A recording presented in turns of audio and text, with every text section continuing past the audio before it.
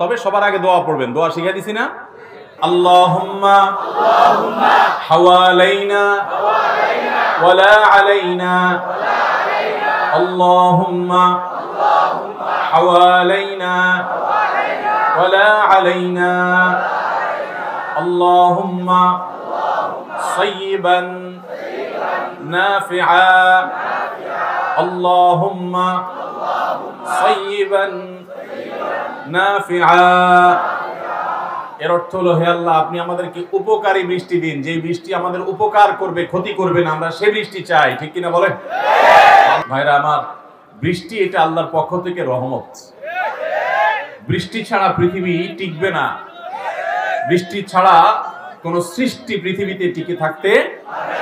এই জন্য বৃষ্টিকে গোটা কোরআনে বিভিন্ন জায়গায় আল্লাহ রাব্বুল আলামিন তার রহমত হিসাবে, করুণা হিসাবে উল্লেখ করেছেন। বিধায় মাহফিলের শুরুতেই বৃষ্টি, হালকা বৃষ্টির কিছু ফোঁটা নেমে যাওয়া, এটা আমরা মনে করি নিঃসন্দেহে আল্লাহর পক্ষ থেকে এটি আমাদের প্রতি অনুগ্রহ। আলহামদুলিল্লাহ। বৃষ্টি যদি অনেক বেশি হয়, মসজিদ আছে উন্মুক্ত, পুরো মসজিদ ইনশাআল্লাহ থাকবে, আমি এখানেই থাকবো, আপনারা সবাই মসজিদে চলে যাবেন। কি বলেন? বৃষ্টি কমে গেছে না? তাহলে আল্লাহ তাআলা দোয়া কবুল করছেন নাকি? বলেন আলহামদুলিল্লাহ, আলহামদুলিল্লাহ। এটা আমাদের কারোর কারামতি না, এটা হলো কারামতি নবীজির শেখানো দোয়ার। নবী করিম সাল্লাল্লাহু আলাইহি সাল্লামের দোয়া ইয়াকিন এবং বিশ্বাসের সাথে আমল করলে গুলি ফেরত হতে পারে। নবীর শেখানো দোয়া, কোরআনে শেখানো দোয়া ফেরত যেতে পারে।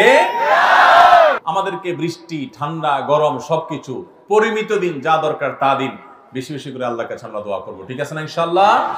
আল্লাহ তাআলা আমাদের সবাইকে, আমাদের এই প্রিয় স্বদেশকে, গোটা পৃথিবীকে, মুসলিম মিল্লাতকে আল্লাহর রহমত এবং শান্তির চাদরে ঢেকে রাখুন, বলুন আমিন। তাহলে বৃষ্টির কতগুলো সুন্নতের কথা কিন্তু আমরা শুনে ফেললাম। আর দোয়া ও তাহতাল মাতার, বৃষ্টির পানির নিচে, মাথার উপরে বৃষ্টি হচ্ছে, নিচে বসে দোয়া করলে দোয়া কবুল হয়, ফেরত দেওয়া হয় না। আরেকটা বিষয় হলো যে বৃষ্টি যখন হয় তখন বৃষ্টির পানি একটু গায়ে লাগানো, হালকা পাতলা, যতটুকু সহনীয় পর্যায়ের সুন্নাত, আল্লাহর রহমত, এটা নিজের শরীরে লাগানো সুন্নাত। সুন্নাতের নিয়ত করে মাঝে মধ্যে বৃষ্টি পানি লাগাবো। আল্লাহ আমাদেরকে আমল করার তৌফিক দান করুন। ভাইরা আমার, কোরআনে কারীমে আল্লাহ রাব্বুল আলামিন ইরশাদ করেছেন, ফাযকুরুনি আযকুরকুম ওয়াশকুরু লি ওয়ালা তাকফুরুন। আল্লাহ বলেছেন, তোমরা আমার স্মরণ করো। তোমরা যদি আমার স্মরণ করো, আল্লাহ ওয়াদা করেছেন যে আল্লাহ তাআলা ফেরেশতাদের মধ্যে আমাদের আলোচনা করবেন, আমাদের স্মরণ করবেন। এটা আমাদের জন্য বিরাট বড় সম্মানের বিষয়। কোন মন্ত্রী, কোন এমপি, কোন প্রধানমন্ত্রী, কোন প্রেসিডেন্ট যদি কারোর, একজন সাধারণ মানুষের আলোচনা তার দরবারে করে, তার প্রশংসা যদি করে, আমরা প্রত্যেকটা মানুষ গর্ববোধ করি, তাই না? সেখানে মহান সৃষ্টিকর্তা আল্লাহ রাব্বুল আলামিন তার কাছে থাকা ফেরেশতাদের কাছে আলোচনা করবেন। কাদের? যারা দুনিয়াতে আল্লাহর জিকির করে, আল্লাহর স্মরণ করে, আল্লাহর কথা বলে, আল্লাহর আলোচনা করে, আল্লাহর আলোচনা শুনে, আল্লাহর নির্দেশ, আদেশ, নিষেধ এগুলো জানে, শুনে, আমল করে, এদের প্রতি আল্লাহ তাআলা অনুগ্রহ এতটা হয় যে আল্লাহ রাব্বুল আলামিন ফেরেশতাদের মজলিসে তাদের আলোচনা করে। এবং আল্লাহ আরো বলেছেন, ওয়াশকুরুলি ওয়ালা তাকফুরুন, তোমরা আমার শুকরিয়া আদায় করো, না শুকরি করবা না, কুফরি করবা না। তাহলে এখানে শুকরিয়ার বিপরীতে আল্লাহ তাআলা কুফরি উল্লেখ করেছেন। তার মানে আল্লাহর কৃতজ্ঞতা আদায় করলে মানুষ ঈমানদার হয়, আর আল্লাহর কৃতজ্ঞতা আদায় না করলে, শুকরিয়া আদায় না করলে, নিয়ামতের অস্বীকার করলে, নাশকরি করলে, সেটা হয় কুফরি। সেটা হয় কি? কুফরি। অতএব আমরা সবাই আল্লাহ তাআলার শুকরিয়া আদায় করব। আল্লাহ আমাদের সবাইকে তৌফিক দান করুন। আল্লাহ সুবহানাহু ওয়া তাআলা বলেছেন কোরআনে হাকিমের মধ্যে, ওয়া কালিলুম মিন ইবাদিয়াশ শাকুর, আমার বান্দাদের মধ্যে শুকরগুজার বান্দা খুব কম আছে। খুব কম সংখ্যক মানুষই আছে যারা কৃতজ্ঞ। সমাজের মধ্যে অকৃতজ্ঞ মানুষের সংখ্যা বেশি। অকৃতজ্ঞ মানুষের সংখ্যা বেশি, আর শুকরিয়া আদায় করে, কৃতজ্ঞতা আদায় করে, এরকম মানুষের সংখ্যা, পরিমাণ কম। তো আল্লাহ তাআলা এই কম ভালো মানুষের সংখ্যা যে কম, শুকরগুজার মানুষ, আল্লাহ তাআলা তাদের কাতারে আমাদের সবাইকে শামিল হওয়ার তৌফিক দান করুন। ভাইরা আমার, আল্লাহ সুবহানাহু ওয়া তাআলার গুণবাচক অনেকগুলো নাম আছে। কোরআনে অনেকগুলো নাম আল্লাহ তাআলা বর্ণনা হয়েছে, তার ভিতরে একটা হলো শাকুর। আল্লাহ তাআলা একটা গুণবাচক নাম কি ভাই? শাকুর মানে হলো যিনি বান্দা যে কৃতজ্ঞতা আদায় করে আল্লাহ তাআলা সেই কৃতজ্ঞতাকে অ্যাকসেপ্ট করেন, এবং আরেকটা অর্থ হলো বান্দা যে আল্লাহর ইবাদত করে আল্লাহ তাআলা তার বিনিময়ে দান করেন, অস্বীকার করেন না। যদি সে সঠিকভাবে ইখলাসের সাথে করে তো আল্লাহ তাআলা তার বিনিময়ে দান করেন। এটা হলো আল্লাহর জন্য, আল্লাহর শানে শুকরিয়ার অর্থ, যে আমরা যখন কোনো ভালো কাজ করব, ঈমান আনবো, আল্লাহ তাআলা কারোর কোনো ভালো কাজ নষ্ট করবেন না। অতএব এই শুকরগুজারি, কৃতজ্ঞতা আদায় করা এমন একটা ভালো কাজ যে স্বয়ং আল্লাহ রাব্বুল আলামিন তার জাতের একটা গুণবাচক নামই রেখেছেন শাকুর। তিনি কৃতজ্ঞ, তিনি অকৃতজ্ঞ নন। অর্থাৎ কেউ কোনো আমল করলে, কেউ কোনো ঈমান আনলে, কোনো ভালো কাজ করলে আল্লাহ তাআলা সেটা অস্বীকার করেন না। যথাযথভাবে সঠিকভাবে করলে আল্লাহ তাআলা সেই বিনিময় ঠিকই তাকে দান করে দেন। ভাইরা আমার, কোরআনে কারীমে আল্লাহ তাআলা নূহ আলাইহিস সালাম সম্পর্কে বলেছেন, ইন্নাহু কানা আবদান শাকুরা। নূহ আলাইহিস সালাম তিনি আল্লাহর কৃতজ্ঞ বান্দা ছিলেন, এমন মানুষ ছিলেন যে তিনি কৃতজ্ঞ। আপনারা নূহ আলাইহিস সালামের কথা জানেন। নূহ আলাইহিস সালাম পৃথিবীতে কত বছর বেঁচে ছিলেন জানেন? 950 বছর। কত বছর? 950 বছর। এটা এখনকার আলাপ না। এখন তো মানুষ এত বেশি বাঁচে না, 50, 60, 70, 80, 90, 100 বেশি মানুষ বাঁচে না, তাই না? নূহ আলাইহিস সালাম পৃথিবীতে কখন আসছে জানেন? নূহ আলাইহিস সালাম আমাদের নবী সাল্লাল্লাহু আলাইহি সাল্লামেরও হাজার হাজার বছর আগে আসছে। কত হাজার বছর আগে আসছেন একমাত্র আল্লাহ ভালো জানেন। তবে নূহ আলাইহিস সালামের পর পৃথিবীকে আল্লাহ তাআলা পুনরায় নতুন করে সাজিয়েছেন, বিন্যস্ত করেছেন। এই পুরা পৃথিবীকে ধুয়ে মুছে মহাপ্লাবনে, বন্যায়, মহাবন্যায় গোটা পৃথিবীকে ডুবিয়ে নিমজ্জিত করে সব পৃথিবীর বেশিরভাগ মানুষ কুফরিত নিমজ্জিত হয়েছে। একটা মিনি কিয়ামত দিয়ে গোটা পৃথিবীকে শেষ করেছেন।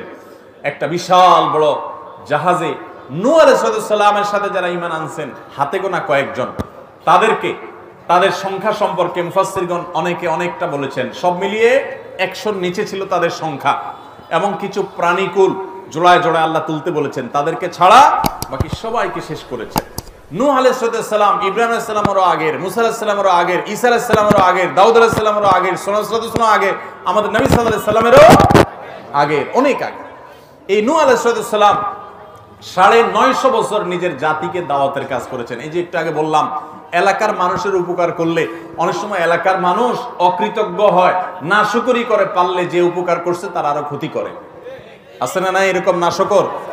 সব যুগেই ছিল। এই নাশকরকারীরা নিজেদের কপাল পড়ে, আর কারোর কপাল তারা পুড়তে পারে না। নূহ আলাইহিস সালামের জাতিকে নূহ আলাইহিস সালাম যখন দাওয়াত দিয়েছেন ইসলামের পথে, তাদের উপকার করতে গেছেন তিনি, তারা উল্টা তার ক্ষতি করতে গেছে, তার কথা শুনতে চাই নাই। আল্লাহ তাআলা তাকে এত ধৈর্য দিয়েছেন, এত কিছুর পরও তিনি আল্লাহর শুকরিয়া আদায় করেছেন। অভিযোগ করে, আল্লাহর প্রতি অনুযোগ করে তিনি তার দাওয়াতের কাজ বন্ধ করেন নাই। তিনি বলেন নাই, আল্লাহ কাদের কাছে পাঠাইছো তুমি, এরা একটাও মানুষ না, কথা শোনে না। তিনি আল্লাহর শুকরিয়া আদায় কেমন করেছেন যে কোরআনে আল্লাহ তাআলা তাকে সার্টিফিকেট ইস্যু করেছেন, ইন্নাহু কানা আবদান শাকুরা। নিশ্চয় নূহ তিনি আল্লাহর কৃতজ্ঞ বান্দা ছিলেন। এত বড় পরীক্ষা নিয়েছেন, গোটা সমাজ তার উল্টা, গোটা সমাজ তার বিপরীত, এরপরেও আলহামদুলিল্লাহ বলতে ভুল করতেন। আমাদের তো একটু সামান্য বিপদ আসলেই আমরা অস্থির হয়ে, ব্যাকুল হয়ে, শুকরিয়া আদায় করা তো দূরের কথা, আল্লাহর ব্যাপারে আমরা অভিযোগ করি, ঠিক না ঠিক? তো নূহ আলাইহিস সালাম আল্লাহ তাআলা শুকরিয়া আদায় করছেন এত বিপদ হওয়া সত্ত্বেও। নূহ আলাইহিস সালাম এত পরীক্ষা আল্লাহ তাআলা তাকে নিয়েছেন, সুবহানাল্লাহ, এত বিপদ, এত কষ্ট, এরপরেও আলহামদুলিল্লাহ বলেছেন, আল্লাহ শুকর আদায় করেছেন, তাই না? আইয়ুব আলাইহিস সালাম, কোরআনে আল্লাহ তাআলা তার আলোচনা বিভিন্ন জায়গায় করেছেন। এত অসুখ দিয়েছেন, এত কষ্ট, অসুখের যাতনা, কষ্টে ভয়াবহ একটা অবস্থা, দুর্বিষহ একটা পরিস্থিতির মধ্যে পড়েছে। এত কষ্ট ছিল, এরপরেও ওই অবস্থায়ও আল্লাহর শুকরিয়া আদায় করতেন, আল্লাহর কৃতজ্ঞতা আদায় করতেন, অবনত হয়ে থাকতেন এবং বলতেন, রব্বি আন্নী মাসসানিয়াদ দুররু আনতা আরহামুর রাহিমিন। ও আমার রব, আমার অসুখ আমাকে স্পর্শ করেছে, অসুখ আমাকে পেয়ে বসেছে, আর আপনি তো সবচেয়ে বড় দয়াশীল, সবচেয়ে বড় অনুগ্রহকারী, আমার প্রতি রহম করেন। কোনো অভিযোগ নাই, আল্লাহর কাছে অনুনয় বিনয় করে দোয়া করেছেন। এই দোয়া করার পর আল্লাহ তাআলা তার অসুখ ভালো করে দিয়েছেন। আমাদের যে সমস্ত ভাই বোনদের অসুস্থতা কাটে না, তারা আইয়ুব আলাইহিস সালামের এই দোয়াটা পড়বেন, রব্বি আন্নী মাসসানিয়াদ-দুর ওয়া আনতা আরহামুর রাহিমিন। ও আমার রব, ও আমার পালনকর্তা, আমাকে অসুখে ধরেছে, আর আপনি তো সবচেয়ে বড় রহমশীল, সবচেয়ে বড় দয়ালু, সবচেয়ে বড় মায়ালু, আপনি তো অতিশয় দয়া করেন আল্লাহ, তার মানে আপনি আমার অসুস্থতা ভালো করে দেন। এই দোয়াটা আল্লাহর কাছে নিবেদন করবেন বিনয়ের সাথে, অভিযোগ না, অনুযোগ না, আল্লাহর কাছে শুকরিয়া আদায় করবেন, সবর করবেন। রব্বি আন্নী মাসসানিয়াদ-দুর ওয়া আনতা আরহামুর রাহিমিন। ভাইরা আমার, আল্লাহ তাআলা ইব্রাহিম আলাইহিস সালাম সম্পর্কে বলেছেন শাকিরান লিআনউমি, শাকিরান লিআনউমি। কি সার্টিফিকেট আল্লাহর তরফ থেকে, সুবহানাল্লাহ। ইব্রাহিম আলাইহিস সালামের গোটা জীবনের দিকে যদি তাকান, কোরআন খোলেন শুরু থেকে শেষ পর্যন্ত, কোরআনের পাড়ায় পাড়ায়, কোরআনের সূরায় সূরায়, কোরআনের পাতায় পাতায়, কোরআনের পৃষ্ঠায় পৃষ্ঠায়, লাইনে লাইনে ইব্রাহিম আলাইহিস সালামের পরীক্ষার কথা আল্লাহ তাআলা কোরআনে কারীমে নিজেই বলেছেন, ওয়াইদ ইবতালা ইব্রাহিম রাব্বুহু বিকালিমাতিন ফাতাম্মাহুন। ইব্রাহিমকে তার রব আল্লাহ তাআলা কয়েকটা পরীক্ষা নিয়েছেন। তোমরা স্মরণ করো সেই সময়ের কথা যে প্রত্যেকটা পরীক্ষায় তিনি উত্তীর্ণ হয়েছেন, একটা পরীক্ষায়ও ফেল। কি পরীক্ষা ভাই!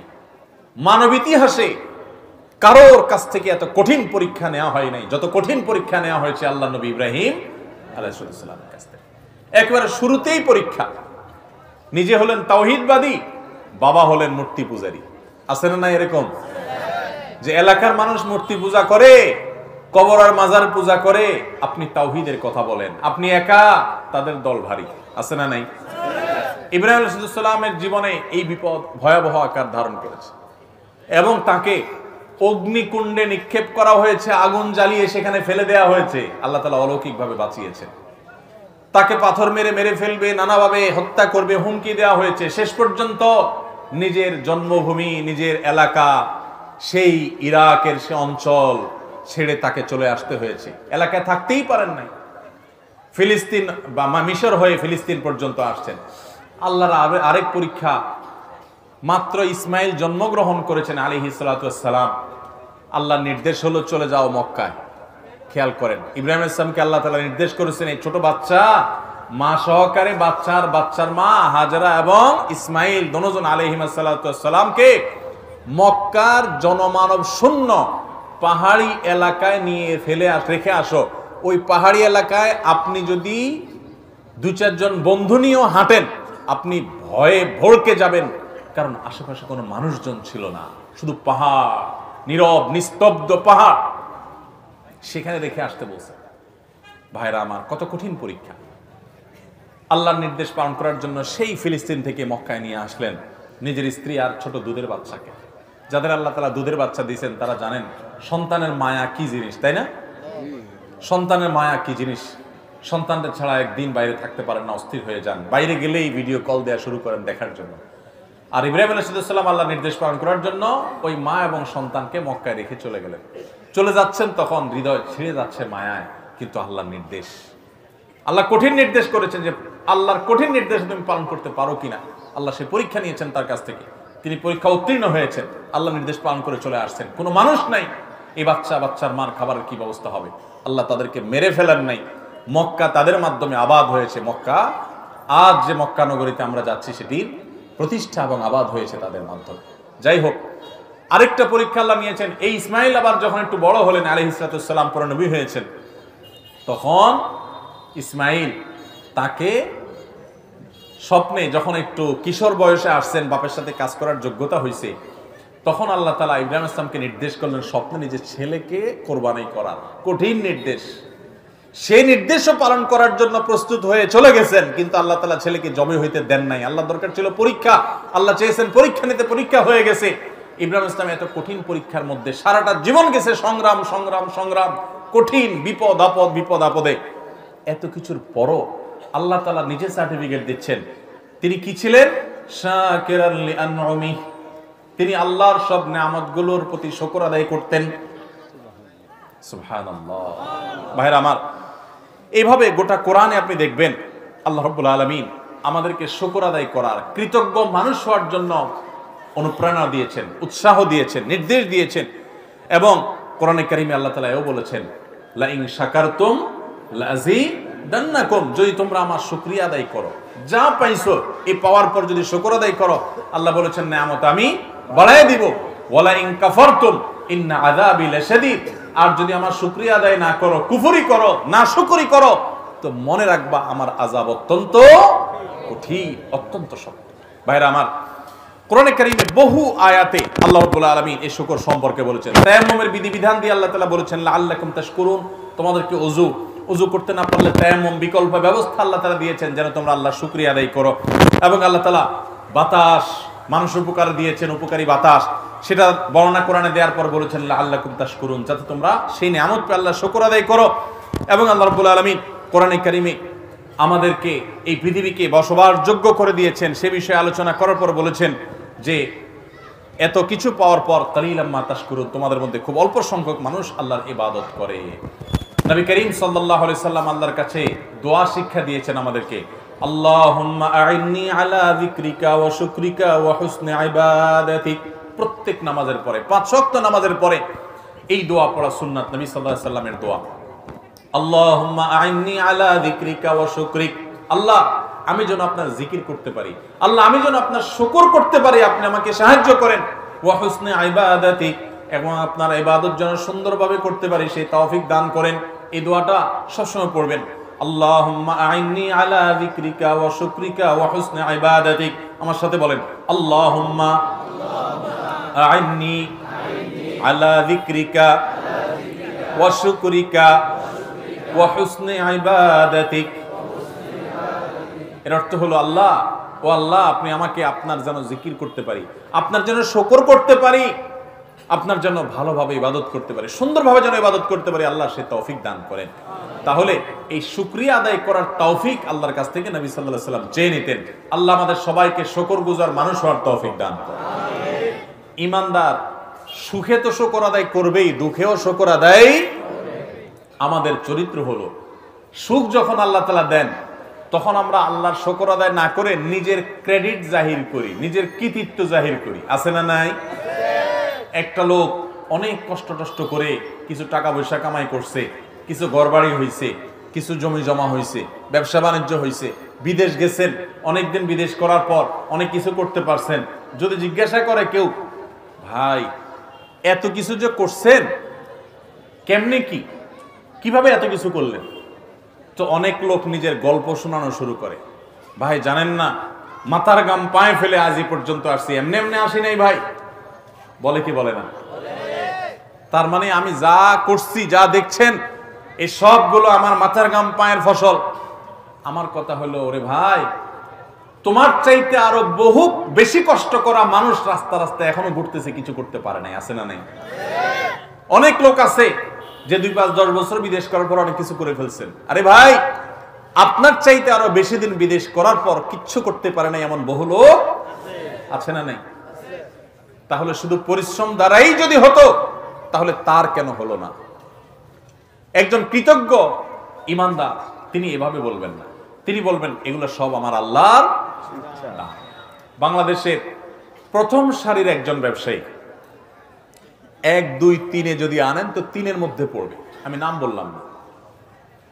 এরকম একটা শিল্প প্রতিষ্ঠান এর মালিক, এরকম একটা গ্রুপ অফ কোম্পানির মালিক, তার সাথে একবার একটা যে কোনো একটা বিষয় একটা মিটিং ছিল। তো একান্ত আলাপচারিতায় আমার সাথে মিটিংয়ে যারা ছিলেন এর ভিতরে এক ভাই বললেন যে আল্লাহ আপনাকে এত সম্পদ দিয়েছেন, শত শত হাজার হাজার কোটি টাকা, আপনার সারা দেশের ব্যবসার একটা বড় অংশ আপনি কন্ট্রোল করেন, বা আল্লাহ আপনাকে দিয়েছে। এই যে এত বড় ব্যবসা, এত বিশাল পর্যায়ে আল্লাহ তাআলা আপনাকে ব্যবসা করার তৌফিক দিয়েছেন, আপনি একটু আমাকে হিস্ট্রিটা যদি বলেন, আমি সেটা রেকর্ড নিয়ে একটু বই করতে চাই, যাতে তরুণ যারা উদ্যোক্তা আছে তারা অনুপ্রেরণা পায়, তারা যেন শিখতে পারে যে কিভাবে ব্যবসা বাণিজ্য ডেভেলপ করবে, কিভাবে উদ্যোক্তা হিসাবে সাকসেস হবে। আপনার সাকসেস স্টোরি, আপনার সিক্রেটস গুলো একটু আমাদেরকে জানাবেন, তাহলে আমরা বই প্রকাশ করতে চাই। এটা আমার সাথে থাকা একজন আরেক গুরুত্বপূর্ণ ব্যক্তি তিনি বলেছেন। তো আমি তো হুজুর মানুষ, মাঝখানে বসে তাদের আলাপ শুনছি। আমি চিন্তা করলাম দেখি কি সিক্রেট, হাজার হাজার কোটি টাকার ব্যবসা বাণিজ্য, এত বড় বড় প্রতিষ্ঠান আল্লাহ তাআলা দিয়েছেন। তো এতগুলো প্রতিষ্ঠান আল্লাহ দিয়েছেন, এত টাকা পয়সা দিয়েছেন, নিশ্চয় মায়ের পেট থেকে এতগুলো নিয়ে আসেন না। মায়ের পেট থেকে তো দূরের কথা, ঢাকা শহরে এত টাকা নিয়ে আসেন নাই, কিন্তু আল্লাহ এখন এত কিছু দিয়েছেন। কি সিক্রেট এত অল্প সময়ের ব্যবধানে, মানে আরেক জেনারেশন পর্যন্ত যাওয়া লাগে নাই, নিজে আইসাই 20, 30, 40 বছরের মধ্যে ব্যবসা বাণিজ্য করে এত দূর এগিয়ে গেছেন। কি সিক্রেট? তো ওই ব্যবসায়ী ভদ্রলোক তিনি জবাবে মুচকি হেসে দিয়ে বললেন, দেখেন সত্যি কথা বলতে কি, এই যা দেখছেন আমার চেষ্টা সাধনা ছিল, চেষ্টা তো কত মানুষই করে, মূলত আসল সিক্রেট হলো, আসল রহস্য হলো যে এই সব কিছু আল্লাহ তাআলা আমাকে অনুগ্রহ করে দিয়েছেন। আমি থ্যান্ডার্ড হয়ে গেলাম, শুনে অবাক হয়ে গেলাম। সুবহানাল্লাহ, এত বড় ব্যবসা প্রতিষ্ঠানের মালিক হওয়ার পরও আল্লাহর প্রতি এইভাবে কৃতজ্ঞতা আদায় করতে জানে, এটা তো একটা ব্যাপার। হ্যাঁ, বিশাল বড় হসপিটালের মালিক, বিশাল বড় প্রতিষ্ঠানের মালিক, নিশ্চয়ই আল্লাহ তাআলা তাকে সেই শুকরিয়া আদায় করার মানসিকতাটা দিয়েছেন। অন্তত আমার সামনে তো তাই হয়েছে। তো এই যে ঘটনা, এই ঘটনা থেকে আমি পরে বিভিন্ন সময় একান্ত আলাপচারিতা আমি বলি, নাম উল্লেখ করা ছাড়া বলি যে আল্লাহ সুবহানাহু ওয়া তাআলা মানুষকে যা দেন, মানুষের সেখানে নিজের ক্রেডিটের জাহির করা, এটা হলো মূর্খতা, অজ্ঞানতা। মানুষ চেষ্টা করতেই পারে, কিন্তু দেওয়ার মালিক কে? আল্লাহ সুবহানাহু ওয়া তাআলা। আমার চাইতে বহু ভালো ছাত্র ছিল মাদ্রাসায়, কিন্তু দেখা যায় যে তার এত কাজ করার সুযোগ, তৌফিক হয় নাই। আমার যে তৌফিক হয়েছে, আমি ছাত্র জীবনে অনেক ভালো রেজাল্ট করেছি, অনেক ফলাফল করেছি, বোর্ড স্ট্যান্ড করেছি, হান করেছি, তান করেছি, বিদেশ গিয়েছি, শিখেছি, ট্রেনিং নিয়েছি। এসব গাল গল্প দিলে আমি বহুত লম্বা লম্বা গল্প দিতে পারি। সত্যিকারের গল্প হলো যে আমার রব আমার প্রতি অনুগ্রহ ভিক্ষা করেছে। ঠিক আমি ঠিক? অতএব আল্লাহ যখন নেয়ামত দেন তখন অনেকে শুকর আদায় করতে পারে না। আল্লাহর নেয়ামত পায়া নাশকরি করে, আল্লাহর নেয়ামত পায়া আল্লাহর নেয়ামতের শুকর আদায় না করে নিজের ক্রেডিট জাহির করে। আছে না নাই? এটা ইমানদারের চরিত্র হতে পারে না। ইমানদারের গুরুত্বপূর্ণ একটা চরিত্র হলো সে আল্লাহর শুকরিয়া আদায় করবে, সে কৃতজ্ঞ থাকবে, সে বিনয়ী হবে, তার মাথা অবনত হবে, তার মাথা নিচের দিকে যাবে, তার মাথা উপর দিকে বুক ফুলে আসে অহংকার করবে না, সে বিনয়ী হবে এবং আল্লাহ যা দিয়েছেন, তাহাজ্জুদ পড়ার যদি কখনো তৌফিক হয় তো অন্য আরেকজন শুয়ে আছে সেদিক তাকাবে না, তাকাবে এদিকে যে আল্লাহ আমাকে দয়া করেছেন, অনুগ্রহ করেছেন, আমাকে তৌফিক দিয়েছেন, আমি মাহফিলে আসতে পেরেছি, অনেকে আসতে পারেন নাই, আল্লাহ আমাকে দয়া করেছেন, এটা আমার ক্রেডিট না, এটা আল্লাহর দয়া, আল্লাহর অনুগ্রহ। আল্লাহর অনুগ্রহের শুকরিয়া আদায় করলে, নেয়ামতের শুকরিয়া আদায় করলে বান্দার মধ্যে অহংকার থাকে না। অহংকারী মানুষকে পৃথিবীতে কেউ দেখতে পারে না, প্রত্যেকটা মানুষ অহংকারীকে ঘৃণা করে। অতএব আল্লাহর প্রতি আমরা শুকর আদায় করবো তো ইনশাআল্লাহ। সুসময়ে শুকর আদায় আমরা অনেকে করি না, আবার অনেকে আসি সুসময়ে তো শুকর আদায় করি না, দুঃসময়েও শুকর আদায় করি না, দুঃসময়ে বরং আরো অভিযোগ করি, চিন্তা করি যে আমি শুকর আদায় করব কি নিয়ে। অনেকের ধরেন কারোর অসুখ আছে, হয়তো কোনো বিপদ আপদ আছে, হয়তো কোনো পেরেশানি আছে। এই পেরেশানির সময়, বিপদ আপদের সময় ওনাকে যদি জিজ্ঞাসা করেন ভাই কেমন আছেন, তো কি বলে? মনে করেন খুব বিপদ আপদে আছে, খুব ঝামেলা যাচ্ছে, মুসিবত আছে, পেরেশানি আছে, অসুখ বিসুখ আছে, যদি জিজ্ঞাসা করেন ভাই কেমন আছেন, কি বলবে? কোন মতে আছি। আর কি বলবে? আর কয়া লাভ নাই। আর কি বলবে? আর কেমন থাকবে? কেমন আছি দেখতেই তো আছেন। নানান কথা না বলি আমরা? আহা, এটা ইমানদারের কথা না ভাই, এটা ইমানদারের কথা না। এখন আপনি বলবেন হুজুর এটা কোনো কথা, বেচারা বিপদে আছে সেটা বলতে পারবে না? হ্যাঁ, বিপদের কথা বলবেন মালিকের কাছে। বিপদের কথা কার কাছে বলবেন?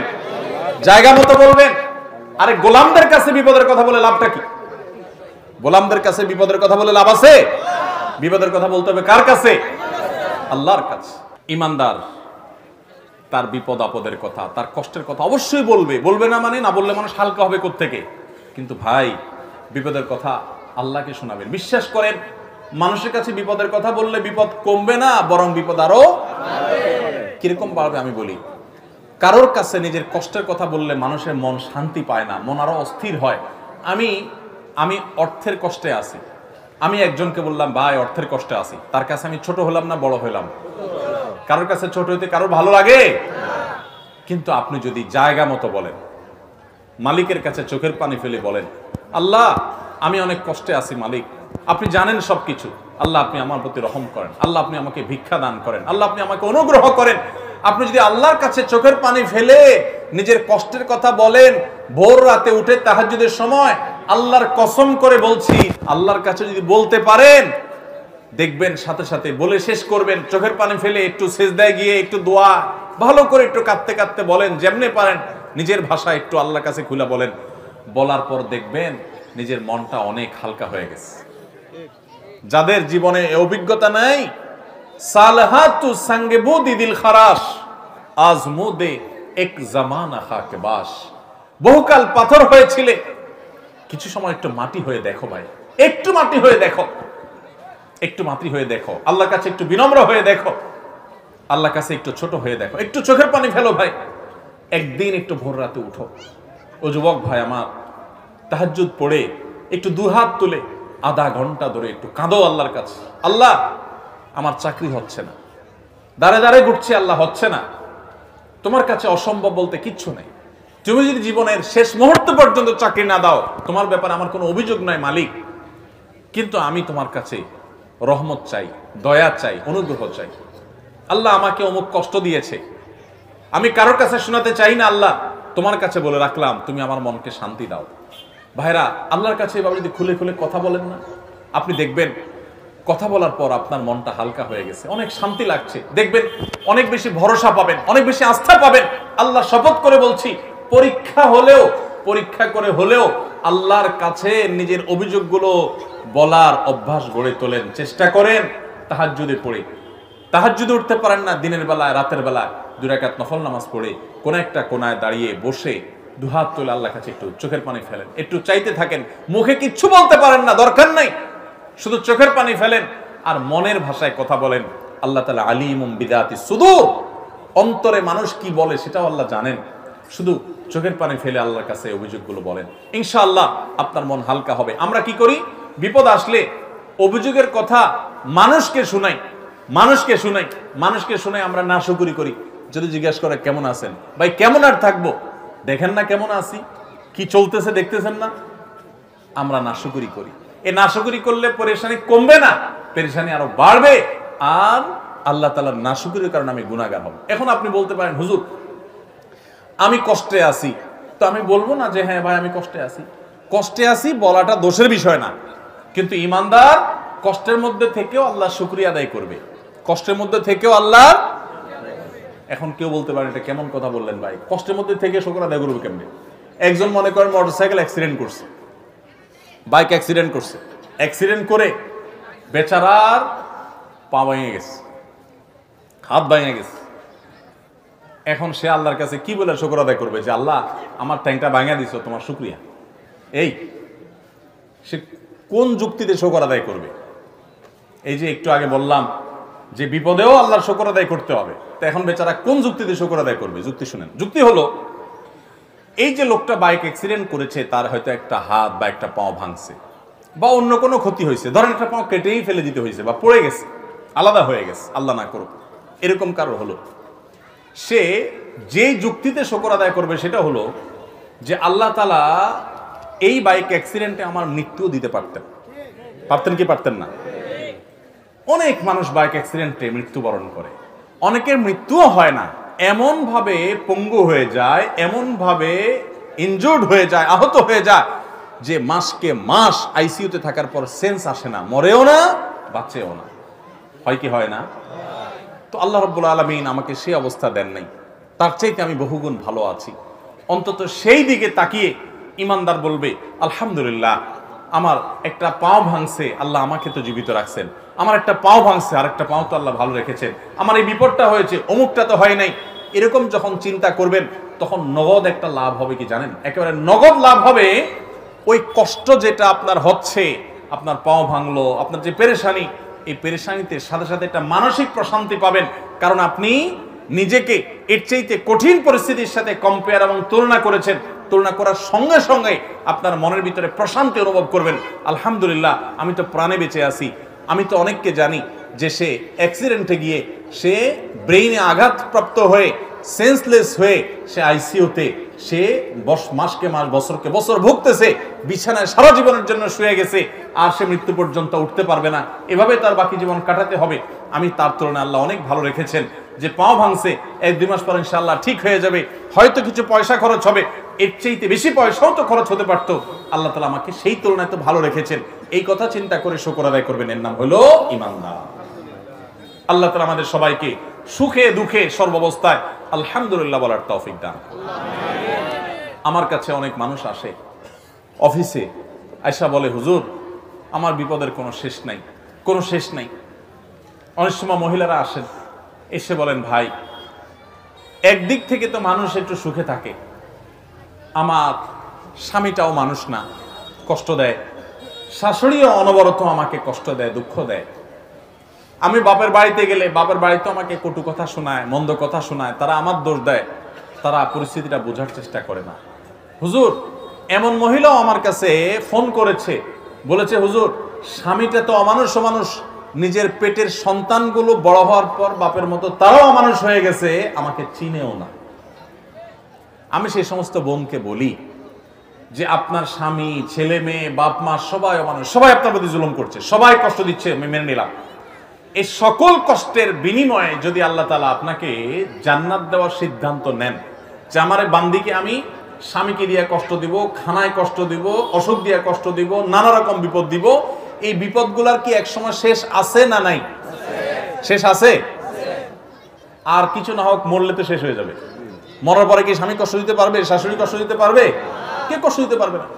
আপনার যত কষ্টই হোক এই কষ্টের একটা এন্ডিং আছে না নাই? একটা এন্ডিং আছে, একটা শেষ আছে। যদি আপনার কষ্ট শেষ হওয়ার পর আল্লাহ সুবহানাহু ওয়া তাআলা কিয়ামতের দিন আপনাকে বলেন বান্দা তোমাকে অনেক কষ্ট দিয়েছি, বিভিন্নভাবে পরীক্ষা করেছি, তুমি সারা জীবন 40, 50, 60 বছর কষ্ট করেছো, এই 50 বছর টানা বহু দিক থেকে কষ্ট সহ্য যে করেছো, তার বিনিময়ে তোমাকে অনন্ত অসীম কালের জান্নাত, যেটা শুরু আছে শেষ নাই, সেই জান্নাত তোমাকে আমি ওই 40 বছরের কষ্টের বিনিময়ে দিয়ে দিলাম। তাহলে এই ডিলিংসটা, এই আল্লাহর সাথে এই ডিলটা, আল্লাহর সাথে এই লেনদেনটা, এই বিনিময়টা, এই কম্পেয়ারটা দুনিয়ার কষ্টের বিনিময়ে আখিরাতে অনন্ত অসীমকালে জান্নাত যদি আল্লাহ দেন, তাহলে সেটা লাভজনক না লস? লাভ না? তো ঈমানদার যখন এভাবে দেখবেন, তখন তার ওই দুঃখের মধ্যে থেকেও সুখের হাসি হাসতে ইচ্ছা করবে, সুযোগ তৈরি হবে। আল্লাহ ঈমানদারকে এত বেশি সমৃদ্ধ করেছেন। নবী সাল্লাল্লাহু আলাইহি ওয়াসাল্লাম বলেছেন আজাবান লি আমরিল মুমিন, ঈমানদারের পুরো বিষয়টাই তো পিকুলিয়ার, অদ্ভুত, আশ্চর্যজনক। কিরকম? ইন্না আমরাহু কুল্লাহু খায়র, ঈমানদারের পুরো জীবনটা, পুরো লাইফটাই তো কল্যাণই কল্যাণ। ঈমানদার হলো হাতির মতো। হাতি, বাংলা একটা কথা আছে না, হাতি বাঁচলেও লাখ মরলেও লাখ, এটা কথা বলে না? ঈমানদার হলো সেরকম যে ঈমানদার তার কোনো ক্ষতি নাই যদি সে সঠিক সিদ্ধান্তটা গ্রহণ করতে পারে, ঠিক মতো যদি স্টিয়ারিং হুইলটা ধরে রাখতে পারে, তার লসের কোনো সম্ভাবনা নাই।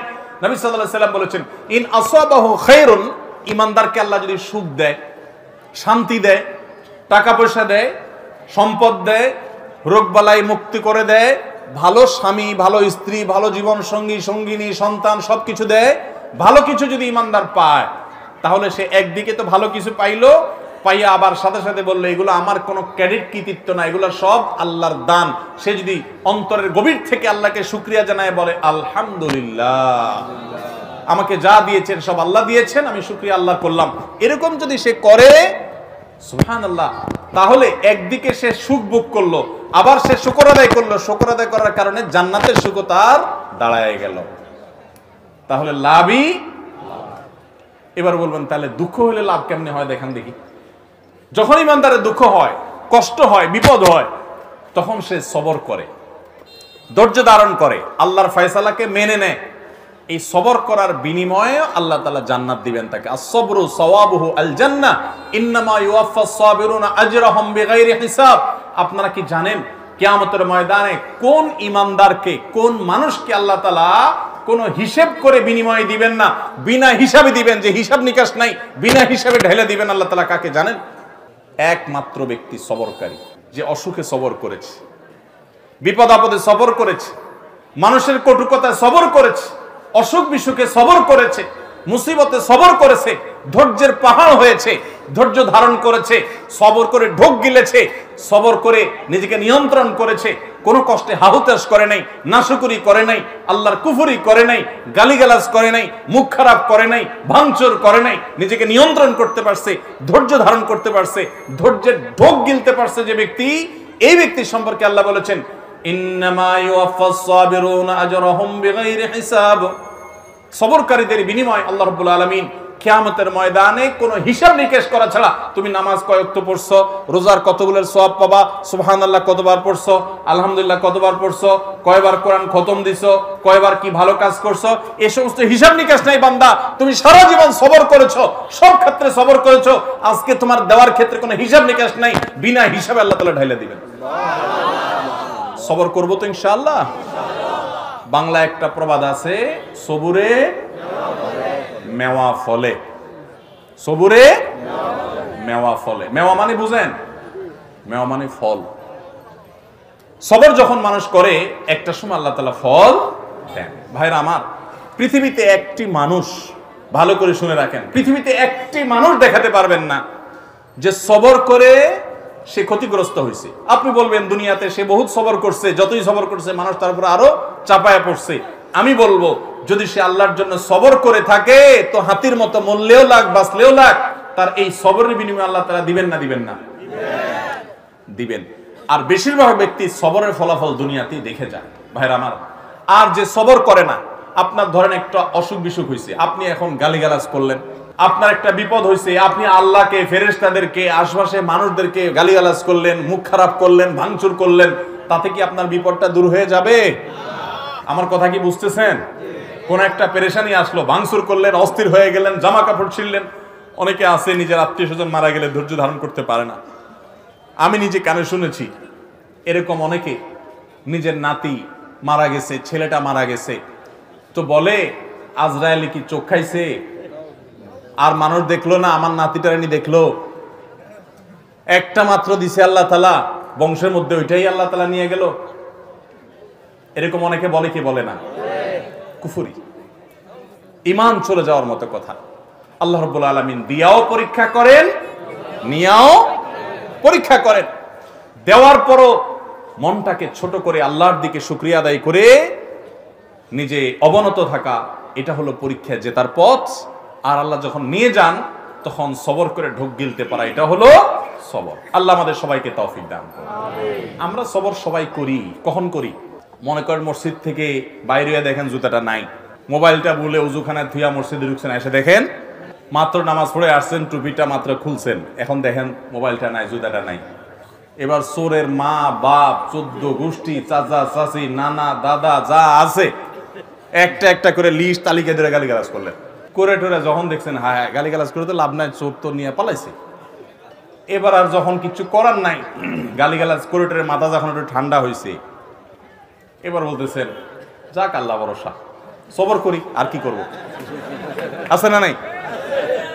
সব গালিগালাজ দিয়া সাইরা এরপরে যখন দেখছেন হ্যাঁ হ্যাঁ গালিগালাজ তো দিলাম, লাভ তো হলো না, মোবাইল তো পাই নাই, বেটা তো নিয়ে পালাইছে।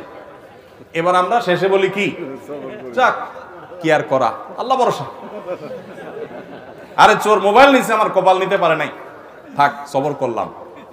এটার নাম কি সবর?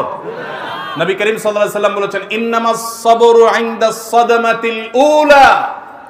প্রথম ধাক্কা যখন আসবে, হঠাৎ করে শুনলেন বাপ মারা গেছেন, মা মারা গেছেন, ছেলেটা মারা গেছেন, অ্যাক্সিডেন্ট হয়েছে, বড় বিপদ হয়েছে, ওই সময় যদি নিজেকে ধরে রাখতে পারেন, দাঁত খিচে না আমার মুখ দিয়ে কোনো খারাপ কথা বের হবে না, আমার আল্লাহ আমার পরীক্ষা নিচ্ছেন, আমি সবর করব, যদি নিজেকে নিয়ন্ত্রণ করতে পারেন, এর নাম হলো সবর। গালিগালাজ করে আর সব শেষ করে এরপরে বললেন যা কি আর করা, সবর করলাম, তো এর নাম সবর না, এর নাম 2 নাম্বারই। কথা কি বুঝতে পারছেন?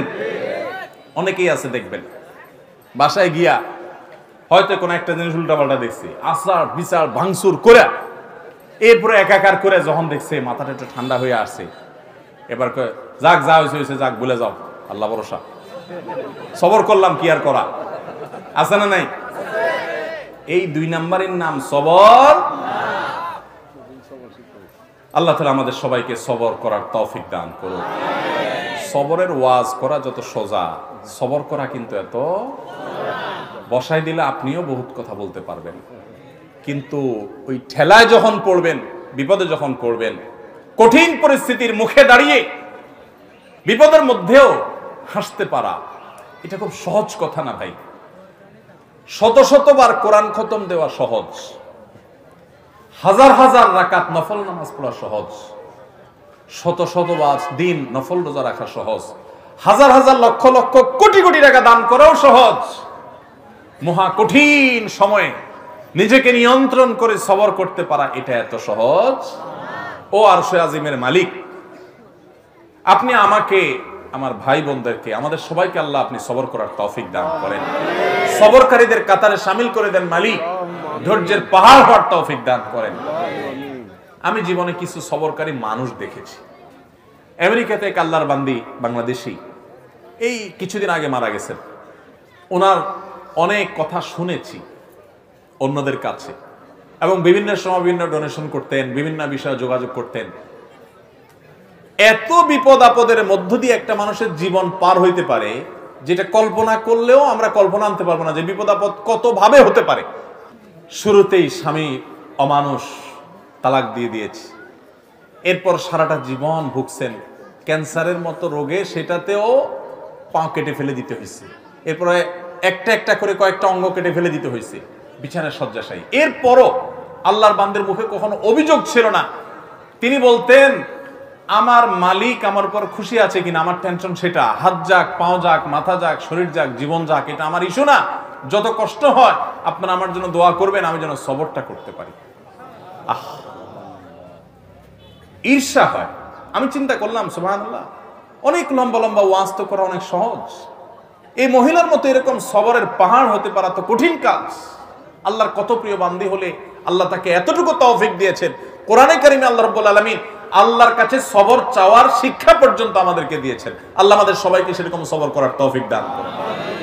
আমাদের সবরের অবস্থা কি জানেন? পত্রিকায় কয়দিন পর পর দেখি বিয়ে বাড়িতে চিংড়ি মাছের সাইজ ছোট, সেজন্য 3 জন নাই। শুনেন না আপনারা? হ্যাঁ, দই নিয়ে 1 জন মারা গেছে বলে। আবার ওয়াজ করতেছি ব্রাহ্মণবাড়িয়ার মাটিতে বসে। আপনারা মন খারাপ করেন না, ব্রাহ্মণবাড়িয়া না, এই ব্যাপারে গোটা বাংলাদেশের সব জায়গার মানুষই কম বেশি আমরা বেসবর। ভাইরা আমার, কোন মুখে আল্লাহর কাছে জান্নাত দাবি করব বলেন?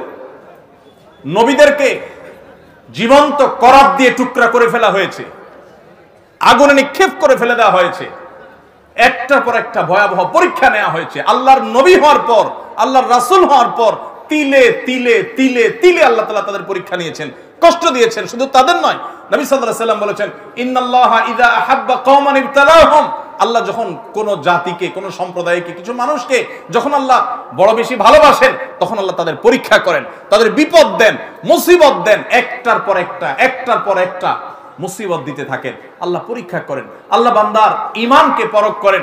আমি কিছু মানুষকে দেখেছি, তারা বলেছে, ভাই নামাজ কালাম একসময় পড়তাম না, কই দিনকাল তখন এত খারাপ ছিল না, এখন নামাজ কালাম পড়া ধরছি, হালাল হারাম বাজ বিচার করা ধরছি, সুদ ছেড়ে দিয়েছি, ঘুষ ছেড়ে দিয়েছি, 2 নম্বর পথ ছেড়ে দিয়েছি, এখন দেখি ব্যবসা বাণিজ্য সব দিন দিন নাই হয়ে যাইতেছে, সব পায়ের নিচ থেকে মাটি সরে যাচ্ছে। আমি বললাম যে এটাই হলো আল্লাহর পরীক্ষা। আল্লাহর দিকে যখন আসে কেউ, আল্লাহর দিকে আগায়, সে কি আসলেই আগাচ্ছে কিনা, সে কতটা পিওর, তার ভিতর থেকে সে অগ্রসর হয়েছে কিনা, আল্লাহ তাআলা ধাক্কা দিয়ে পরীক্ষা করেন। ভাইরা আমার, চুলের থেকে নুন খসলেই আমাদের হাত সামনে চলে আসে, ঠিক না বে ঠিক? টোটা সামনে চলে আসে, আমরা হাতা গোছানো শুরু করে দেই। এগুলা কোন ইমানদারের চরিত্র। নবী করিম সাল্লাল্লাহু আলাইহি সাল্লাম বলেছেন, সাহাবীদের সাথে একবার যাচ্ছিলেন উনি কোথাও, তো এক জায়গায় এরকম জটলা পেকে গেছে, জটলা পাকা দেখে নবী সাল্লাল্লাহু আলাইহি সাল্লাম জিজ্ঞাসা করলেন, কি হচ্ছে এখানে? বললেন যে, ইয়া রাসূলুল্লাহ, এখানে কুস্তি চলতেছে, এক বীর, মারাত্মক শক্তি তার সাথে কেউ পারতেছে না, যে আসতেছে একটার পর একটা সবগুলারে কাট করে ফেলা দিচ্ছে, তার সামনে কেউ পারতেছে না। তখন নবী করিম সাল্লাল্লাহু আলাইহি সাল্লাম বলেছেন, তোমাদেরকে কি আমি বলে দিব এই লোকটার চাইতে বড় বীর কে? এ তো বাহাদুর খুব, এর চাইতে বড় বীর, এর চাইতে বড় শক্তিশালী মানুষটাকে জানো? সাহাবীরা বলেন, ইয়া রাসূলুল্লাহ, অবশ্যই বলেন, এর চাইতে বড় শক্তিশালী মানুষকে আমরা তো জীবনে দেখি নাই, কে সে? তো নবী সাল্লাল্লাহু আলাইহি ওয়াসাল্লাম বলেছেন, আসো তার সাথে পরিচয় করাই। এই লোকটা যে অনেক বেশি শক্তিশালী, সে অনেক বড় কুস্তিগীর, সে সব মানুষকে কুপকাত করে দিচ্ছে। এর চাইতেও বেশি শক্তিশালী, এর চাইতেও বড় বীর, বড় বাহাদুর হলো সে, যার মাথা যখন চরম রাগান্বিত হয়, মাথা যখন রক্ত যখন লাল হয়ে গরম হয়ে যায়, মাথা যখন তার হট হয়ে যায়, এই গরম হওয়ার পর, রাগ উঠার পর, চরম রাগের মধ্যেও যে নিজেকে ধরে রাখতে পারে, কন্ট্রোল করতে পারে, ডিলার মতো ছেড়ে দেয় না রাগ, যেখানে সেখানে যা তা করে পরে বেজ্জত হয় না, মুখ ছোট হয় না, নিজেকে যে নিয়ন্ত্রণ করতে পারে, এই লোকটা হলো এই কুস্তিগীর লোকদের চাইতে বড় বীর। ভাইরা আমার, অনেক লোক আছে দেখবেন রাগের সময় ডাইরেক্ট হয়ে যায়, আছে না? ডাইরেক্ট হওয়া বুঝেন কি? মুখ দিয়ে যা আসে তা ছেড়ে দিস, হাত দিয়ে যা আছে ভেঙে ছেড়ে দিছি। এরপর জিজ্ঞেস করেন, ভাই এটা কোনো কাজ করলেন? মাথা যখন ঠান্ডা হয় তখন যদি জিজ্ঞেস করে, ভাই এটা কোনো কাজ করলেন? পাপের বয়সী লোকটা গায়ে হাত দিলেন, এভাবে মুখ খারাপ করলেন, আপনি এটা শিক্ষিত মানুষ ভাই, এভাবে আপনি এই জিনিসটা ভাঙচুর করলেন, জিনিসটা কি দোষ ছিল ভাই? যখন জিজ্ঞেস করবেন তখন কি বলবে? আর এসব বলুন, আমার মাথা ঠিক আছিল না। তো মাথা ঠিক না থাকলে তার নাম কি? তার তো হসপিটালে থাকা উচিত। লজ্জাও হয় না যে সে আবার বলতেছে মাথা ঠিক আছিল না। মাথা ঠিক আছিল না মানে তুমি তো পাগল ছিলে, এটা বলো যে আমি মেন্টাল। ভাইরা আমার, এইরকম মেন্টাল মানুষ আমাদের সমাজে ভরা, ঠিক না? ঠিক, সমাজে ভরা। ডাইরেক্ট হয়ে যায় যে এটা তো ডায়রিয়ার রোগীর মতো। ডায়রিয়ার রোগীর যখন ডাইরেক্ট হয়ে যায় তখন বেচারারা কন্ট্রোল নিজের প্রতি থাকে না, টয়লেট পর্যন্ত যাইতে পারে না, আগেই কাম সেরে যায়, ঠিক না? ঠিক। তো যে ব্যক্তির রাগ আসার পর এটা ধরে রাখতে পারে না, কন্ট্রোল করতে পারে না, ছেড়ে দেয়, যেখানে সেখানে যা তা গড়ায় ফেলায়, এই ব্যক্তি হলো এই ডায়রিয়ার রোগীর মতো ডাইরেক্ট হয়ে গেছে, লুজ হয়ে গেছে। এই সমাজে টাইট মানুষ বেশি না লুজ মানুষ বেশি? এখন কি টাইট হবেন না লুজ হবেন? নিজের সঙ্গে সংগ্রাম করবেন যে না, যত কঠিন পরিস্থিতি আসুক আমার মুখ খারাপ হবে না, মুখ দিয়ে গালি বের হবে না, হাত ছুটবে না, আমি অন্যায় করব না, আমি নিজেকে কন্ট্রোল করব। আল্লাহ আমাদের সবাইকে সেই তৌফিক দান করুন। ভাইরা আমার, এরকম হট মেজাজি মানুষগুলো সুস্থ না অসুস্থ? এই অসুস্থ মানুষগুলো আবার নিজের রাগ নিয়ে অনেক সময় বড়াই করে, দেখবেন বলবে কি জানেন? আরে ভাই জানেন না, উল্টা পাল্টা দেখলে আমার মাথা ঠিক থাকে না, এরকম বলে না? বলার সময় ভাবসাব এমন যে উনি বিরাট বেটাগিরি জাহির করে ফেলছে, তাই না? উনি অন্যায় দেখলে ওনার মাথা ঠিক থাকে না। এই একই লোক সারাদিন আকাম করতেছে ঠান্ডা মাথা, নিজের অন্যায়ের বেলা ওনার মাথায় কোনো অসুবিধা, আরেকজনটা দেখলে শুধু মাথা কি হয়ে যায়? গরম হয়ে যায়। খবর নিয়ে দেখলে, টেস্ট করলে দেখা যাবে আমাদের বেশিরভাগই এই অবস্থা। আল্লাহ আপনি আমাদের সবাইকে সুস্থ হওয়ার তৌফিক দান করুন, আমাদের সবাইকে মুসলমান হওয়ার তৌফিক দান করুন। ভালো মুসলমান হলে শুধু নামাজ পড়লে আর ওয়াজ শুনলে হবে না, আর ওয়াজে মাহফিলে এসে ঠিক ঠিক শুধুমাত্র আপনি চিৎকার করলে হবে না। আপনাকে ওই বাজারে যখন মাথা গরম হবে, একটা জন উল্টা পাল্টা করবে, আস্তে করে নিচের দিক তাকায় থামতে হবে যে আমি এখন নিজেকে নিয়ন্ত্রণ করার পরীক্ষার মধ্যে পড়ে গেছি। আরে ওর মতো মানুষ আমার এত বড় কথা বললো, আমি একটু ধৈর্য ধারণ করি, সমস্যা কি? তার মতো মানুষ আমাকে বলছে, তাতে আমার চামড়া খসে যায় নাই, আমি একটু সবর করি। এরপর যদি তাকে বলতে হয়, শাসন করতে হয়, মুখ খারাপ না করে সুন্দরভাবে বলে, যাতে কোনো অসুন্দর না হয়, চেষ্টা করবো না ইনশাআল্লাহ। আল্লাহ আমাদের সবাইকে ধৈর্যশীল মানুষের কাতারে শামিল হওয়ার তৌফিক দান করুন। অনেক বদমেজাজ, ধৈর্য সবর নাই, নামাজ এক গাদা পড়েন, তাসবিহ অনেকগুলো করেন, এই লোকের চাইতে ফরজ আমলগুলো করেন, কবিরা গুনাহ থেকে বাঁচেন, রাগের সময় নিজেকে কন্ট্রোল করতে পারেন, এই লোকের মর্যাদা আল্লাহর কাছে অনেক গুণ বেশি। সবর করবো তো ইনশাআল্লাহ। ভাইরা আমার, শুকরের আলোচনা করতে গিয়া এই সবরের কথা আসছে, এবং সেখান থেকে রাগ আমাদের সবাইকে শুকরগুজার মানুষ হওয়ার তৌফিক দান করুন। তো বলছিলাম যে আল্লাহ যদি কষ্টের মধ্যে রাখেন তখন সবর করতে পারা, এটা হলো শুকরিয়ার পথ এবং পদ্ধতি, যে আমি সবর করব নিজেকে এবং শুকর আদায় করব। আল্লাহ তুমি যে অবস্থা রেখেছো সেই অবস্থায় আমি শুকরিয়া আদায় করব। অনেক লোক আছে, আমার কাছে একজনে প্রশ্ন করেছে, ভাই আমার জীবনে আমি যা চাই তার উল্টাটা হয়, কোনো দিন আমি আল্লাহর কাছে কিছু চাইছি আর হয়েছে এটা হয় নাই ভাই। চাকরি চাইছি রাস্তা রাস্তা করছি, হয় নাই ভাই। বিয়ে করতে গেছি, যেখানে গেছি ওখানেই না, বাধা আসছে আমার জীবনে। ভাই কেন এরকম বলেন তো? আমার কাছে প্রশ্ন দিচ্ছে। তো আমি বললাম, ভাই আপনি যে সত্য কথা বলেন না, একটা ডাহা মিথ্যা কথা বলছেন, এর প্রমাণ আমার হাতে। কিরকম প্রমাণ? আমি বললাম, এই যে আপনি প্রশ্ন দিচ্ছেন, আমার লাইভ প্রশ্নোত্তর অনুষ্ঠানে শুক্রবার রাতে যেটা হয় 8টায়, আমার এই লাইভ অনুষ্ঠানে কোনো সপ্তাহে মাসে 25 থেকে 30,000 প্রশ্ন আসে। 30,000 প্রশ্ন আসে 1 ঘন্টায়। আমি উত্তর দিতে পারি 60, 70, 80, 90, বড় জোর 100টা দেওয়া যায় না। 1 ঘন্টায় কয়টা প্রশ্ন উত্তর দেওয়া যায়? তো আমি বললাম যে 25-30 হাজার মানুষের কমেন্ট থেকে আপনার কমেন্টটা আমার চোখে পড়ছে, আল্লাহ ফালাইছেন, আমি সেটা পড়ছি, তাহলে আপনি তো সবচেয়ে সাকসেস মানুষ আমি দেখতেছি। আপনি একটু আগে বললেন, আপনার প্রশ্নের মধ্যে আপনি লিখলেন যে ভাই আমি জীবনে যা চাই জীবনে তার উল্টাটা হয়, আমার কথা কোনোদিন পূরণ হয় না। আমাদের এই লাইভ অনুষ্ঠান 212-13টা পর্ব হয়ে গেছে এ পর্যন্ত। 4-5 বছর ধরে লাইভ করতেছি। এমন বহু লোক আছে যে 4-5 বছর ধরে চেষ্টা করে, বেচারার প্রশ্ন আমার চোখে আসে নাই। বৃষ্টির মতো প্রশ্ন আসতে থাকে ফেসবুকে, নিতে পারি না। আপনার প্রশ্নটা আমার কাছে আসছে, ধরা পড়ছে, আমি পড়তেছি, উত্তর দিতেছি। আপনি তো সৌভাগ্যবান মানুষ। আমরা এভাবে চিন্তা করি না, আমরা সব নেগেটিভ চিন্তা করি। গ্লাসের অর্ধেক পানি, বলি যে ভাই আমার গ্লাসটা অর্ধেক খালি, দেখছেন? কেন আপনি এভাবে দেখতে পারেন না? মাশাআল্লাহ আমার গ্লাস অর্ধেক পানি আছে, অনেকের গ্লাসে একটুও পানি। এভাবে দেখা যায় না? আল্লাহ আমাদেরকে এভাবে দেখার তৌফিক দান করুন। আপনার বউটার দেখেন রান্নাটা ভালো না, শুকর আদায় করেন আপনার বউটার চরিত্র ভালো। অনেকের বউর রান্নাটা মাশাআল্লাহ পারফেক্ট, কিন্তু চরিত্রটা নাউজুবিল্লাহ। তাহলে তার তুলনায় আপনি ভালো না খারাপে আছেন? অনেক মহিলারা অভিযোগ করে, হুজুর আমার স্বামীটা অমানুষ, একটাবার জিগায়ও না খাইছো কিনা। আমি বললাম পরকিয়া করে কিনা? না সেটা করে না। আলহামদুলিল্লাহ বলে। আবার আরেকজন এসে বলে, হুজুর আমার স্বামীটা পরকিয়া করে, 2 নাম্বারই করে। আমি কই পিডে আপনারে? না সেটা করে না। আমি আলহামদুলিল্লাহ পড়ে। ইমানদার সব সময় খুঁজবে যে শুকরিয়ার জায়গাটা কি। আপনার ঘরে ঢুকছেন, ঢুকে দেখছেন হায় হায় চোর বেটা ঢুকে টাকা পয়সা সোনা গয়না মোবাইল সব নিয়ে গেছে। এখন দেখার পর খুব স্বাভাবিক মানুষ হিসাবে চান্দিতে গরম হবেই, মেজাজটা গরম হবেই, মন তো খারাপ হবেই। কিন্তু আপনি বুদ্ধিমান মানুষ হলে চিন্তা করবেন, আল্লাহ খাটটা নিতে পারেনি, আলমারিটা রয়ে গেছে, হ্যাঁ শোকেসটা নাড়তে পারে না, নাড়তে পারলে এটাও নিয়ে যেত, হ্যাঁ ফ্রিজটা নিতে পারে না, যা আজকে যদি আগুন লাগতো তো এগুলো তো পুরো ছাই হয়ে যেত। আলহামদুলিল্লাহ সেই বিপদটা আমার হয়নি। এখন আপনি বলবেন তাহলে আগুন লাগলে কি বলবো? আগুন লাগলে তখন বলবেন আল্লাহ যাক আমি তো বাঁচছি।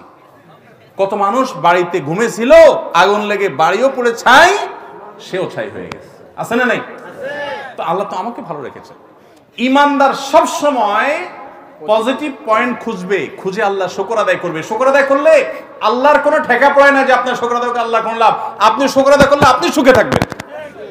কিভাবে সুখে থাকবেন? আপনার একটা বিপদের পর আপনি যদি হালকা হয়ে যান তাহলে আপনি নির্ভর হয়ে যাবেন, আপনার পেরেশানি কমে যাবে। আল্লাহ আমাদের সবাইকে শুকরিয়া আদায় করার তৌফিক দান। তাহলে আমরা আল্লাহ শুকর আদায় করবো তো ইনশাআল্লাহ। শুকর 3 ভাবে করব। কয় ভাবে? নাম্বার 1, মুখ দিয়া শুকর আদায় করা। মুখ দিয়া, সেটা কি? আলহামদুলিল্লাহ। মুখে কি বলা? আলহামদুলিল্লাহ, আল্লাহ তোমার শুকর আদায় করতেছি। আল্লাহ তাআলার কাছে আল্লাহর প্রিয় বান্দারা দোয়া চাইতেন, রব্বি আউজিআনি আন আশকুরা নি'মাতাকাল্লাতী আন'আমতা আলাইয়া ওয়া আলা ওয়ালিদাইহি। আল্লাহ আমার প্রতি আমার মা প্রতি তুমি যে অনুগ্রহ করেছো, আল্লাহ সেই অনুগ্রহের শুকর আদায় করার তৌফিকও তুমি দিও আল্লাহ। তোমার জন্য শুকর আদায় করতে পারি না, শুকর যেন। ভাইরা আমার, শুকর আদায় করার জন্য 1 নম্বর পদ্ধতি হলো মুখ দিয়ে বলবো কি? আলহামদুলিল্লাহ, আলহামদুলিল্লাহ রাব্বিল আলামিন। মুখ দিয়ে বলবো আল্লাহ শুকর, আল্লাহ শুকর। এটা একটা। দ্বিতীয়ত, শুকরিয়া হবে অন্তর দ্বারা। কৃতজ্ঞতা, আসল কৃতজ্ঞতা হবে কি দিয়া? অন্তর থেকে। আল্লাহ যা দিয়েছে এটার উপর আপনি হ্যাপি থাকবেন, সুখে থাকবেন। আপনি সুখী হওয়ার মূল চাবিকাঠিটাই এই জায়গাটাতে, যে আপনি মনের দিক থেকে সুখে থাকবেন। এই জন্য নবী সাল্লাল্লাহু আলাইহি ওয়াসাল্লাম বলেছেন, লাইসাল গিনা বিকাসরাতিল আরদ ওয়ালাকিন্নাল গিনা গিনান নাফস। অনেক সম্পদের মালিক হওয়ার নাম ধনী হওয়া নয়। প্রকৃত ধনী হলো যে ব্যক্তির মন বড়, অল্প পায়াও সে নিজেকে অনেক সুখী মনে করে, সে আল্লাহ শুকর আদায় করে, বড় চিন্তা করে, সে তার চাইতে কষ্টে থাকা মানুষের সাথে তুলনা করে নিজেকে সুখী মনে করে, এই লোকটা হলো আসল ধনী। যার অনেক আছে কিন্তু এরপরও নাই নাই করে, খাই খাই করে, এই লোক দেখতে ধনী হলে কি আসলে ফকির। এই ফকির দেখবেন এখন ঘরে ঘরে জনে জনে আছে না নাই? চারতলা বিল্ডিং করার পর ছাদে উঠলে দেখবেন রড বাইর করে দিয়ে গেছে। চারতলা করার পরে ধরেন পারমিশন চারতলারই আছে, আর করার পারমিশন নাই, এরপরে দেখবেন উপরে ছাদে উঠে রড বাইর করে দিয়ে দিচ্ছে, মানে জোড়া দিয়ে আরো একতলা। তাহলে এই ফকির হলো 5 তলার ফকির, 4 তলা আছে, 5ম তলার ফকির। আর অনেক লোক আছে রিক্সা চালা এসা কুড়ের ঘরে শুইয়া একটু পান্তা ভাত, ডাল আর কাঁচামরিচ দিয়ে ডলে খায়া মনের ভেতর থেকে বলতেছে শুকর আলহামদুলিল্লাহ, পেট ভরে গেছে আল্লাহ, সে শুকর আদায় করে ঘুম দিয়ে দিছে। এই লোক নবী সাল্লাল্লাহু আলাইহি ওয়াসাল্লাম বলছেন এই লোক ধনী, যে নিজেকে অভাবী মনে।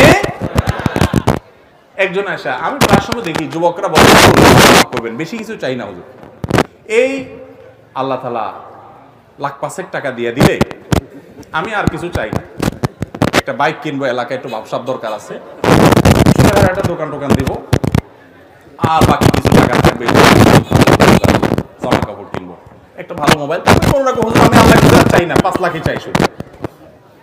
আছে না নাই এরকম অনেক যুবক? এই যুবক নির্বোধ, তোমারে আল্লাহ 5 লাখ দিয়া দিল, দিয়া 10 লাখের অভাব ধরাই দিল, এটা কি লাভের নাকি আল্লাহ 2 লাখ দিল অভাব 1 টাকারও দিল না? কোনটা লাভের? 2 লাখটা লাভের না?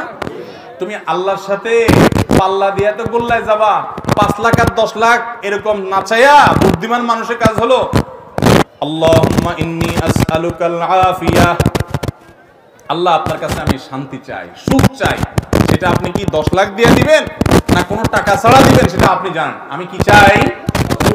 চাই। আল্লাহ আমাদেরকে সঠিকভাবে দোয়া করার তৌফিক দান করুন। তাহলে ভাইরা, সম্পদ অর্জন করার নাম ধনী হওয়া নয়, ধনী হওয়া হলো মনের দিক থেকে নিজেকে কি মনে করার নাম? সুখী মনে করার নাম, যে আমি যেহালে আছি এভাবে সুখী। তাহলে ভাইরা আমার, আল্লাহর কাছে আমরা শুকরগুজার মানুষ হওয়ার জন্য এই মনের দিক থেকে ধনী হওয়া শিখতে হবে। যত কষ্টে থাকেন, আপনার চেয়ে আরো কষ্টে থাকা মানুষের দিকে তাকায়া সবর করবেন, ঢোক গিলবেন, সবরে মেওয়া ফলবেই ফলবে, আজ হোক আর 2 দিন। এমনকি জীবদ্দশায় যদি না ফেলে, ইমানদারের তো হারাবার কিছু নেই, জান্নাত এবং আখিরাত আছে। আল্লাহ তাআলা এখানকার প্রত্যেকটা কষ্টের বিনিময় হিসাব করে করে যদি আপনি সবর করতে পারেন, তাহলে আল্লাহ আখিরাতে দিবেন। আর যদি গালিগালাজ করে শেষ করে বলেন যে কি আর করা, সবর করলাম, তো এই 2 নম্বর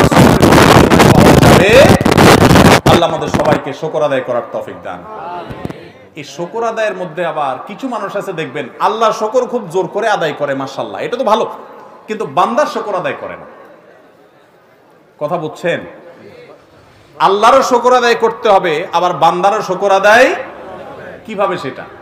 ধরেন আল্লাহ তাআলা আপনাকে অনেক সম্পদ করার তৌফিক দিয়েছেন, পড়ালেখা করে অনেক কিছু করতে পারছেন, যাই হোক কিছু একটা হয়েছে, আপনি তো প্রথম আল্লাহ শুকর আদায় করবেন, আল্লাহ তৌফিক দিয়েছেন সেজন্য। কিন্তু পাশাপাশি এই এতদূর যাওয়ার পেছনে যদি কারোর অবদান থাকে, তাহলে সেটাও স্বীকার করতে হবে যে এটা আল্লাহ আমাকে দিয়েছেন, অমুক আমাকে সাহায্য করছেন, তার উসিলা ছিল, তার চেষ্টা ছিল, আমি তার নিয়ামতের শুকরিয়া আদায় করি, এটা আপনাকে মুখে স্বীকার করতে হবে। আপনি যদি বলেন যে আরে আল্লাহই আমারে সব দিছে, আরে কেউ আমার জন্য কিছু করে নাই, তাহলে আপনি আল্লাহর শুকর আদায় করলেন না। এই শুকর আল্লাহ অ্যাকসেপ্ট করবেন না। মান লাম ইয়াশকুরিন নাস লাম ইয়াশকুরিল্লাহ, যে মানুষের শুকরিয়া আদায় করে না, সে আল্লাহর শুকরিয়া আদায়। তাহলে শুধু আল্লাহর শুকর আদায় করলে হবে না, বান্দারও শুকর আদায় করতে চেষ্টা করব তো ইনশাআল্লাহ। আল্লাহ আমাদের সবাইকে তৌফিক দান করুন। আল্লাহর শুকর আদায় করব, বান্দারও শুকর আদায় করব, ঠিক আছে তো ইনশাআল্লাহ? তাহলে আজকে থেকে সবর করব, রাগ নিয়ন্ত্রণ করব, কন্ট্রোল শিখব, সেই সাথে আল্লাহ তাআলা যে অবস্থা রাখেন সে অবস্থায় মন খুলে প্রাণ খুলে বলবো আলহামদুলিল্লাহ, বলবো তো ইনশাআল্লাহ। আল্লাহ আমাদের সবাইকে তৌফিক দান করুন। আর যে উপকার করেছে, যে কিছু দিয়েছে, তার শুকরিয়া আদায় করতে বলবো না, সব সময় মন খুলে প্রাণ খুলে শুকরিয়া আদায় করবো যে এটা আপনার অবদান, আপনি সাহায্য করেছেন, অমুকে আমাকে দিয়েছেন, মন খুলে এটা স্বীকৃতি দিতে হবে। বহু লোক আছে, যে বললাম আল্লাহ শুকর খুব বেশি বেশি আদায় করে, মাগার বান্দার কোনো শুকরিয়া আদায় আল্লাহর শুকর আদায় করতে হবে, বান্দার নেয়ামতের বা বান্দা আপনার জন্য কিছু করলে, অবদান রাখলে সেটারও শুকরিয়া আদায় করতে হবে। চেষ্টা করবো তো আমরা সবাই। না শুকরি করবেন, আল্লাহ তাআলা নেয়ামত ছিনিয়ে নিয়ে যাবেন, সেটা কি আমরা কেউ চাই? অতএব আমরা না শুকরি করব না ইনশাআল্লাহ। আল্লাহ আমাকে, আপনাকে, আমাদের সবাইকে আমলের তৌফিক। সবাই আমল করবেন তো ইনশাআল্লাহ। জি, জাযাকুমুল্লাহ খাইর ওয়া আলহামদুলিল্লাহি রাব্বিল আলামিন।